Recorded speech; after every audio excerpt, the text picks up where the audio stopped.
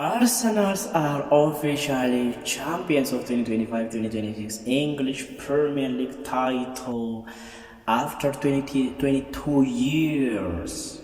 So, Bournemouth makes a historical favor for Arsenal.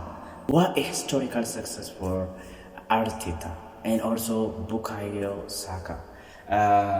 Declan Rice, but it's you know that it's what it means for Arteta and Bukayo Saka. The story are linked, So, congratulations. Wow. Congratulations, Arsenal fans. Congratulations again. Okay? Yes. Congratulations.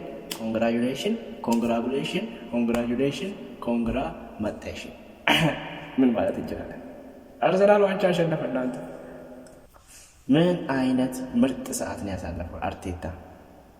ከ6 ዓመት በኋላ ለመጀመሪያ ጊዜ እሱ አሁን ከ6 ዓመት ልፋት በኋላ ያገኘው ዋንጫ ነው። ምርጥ ነው።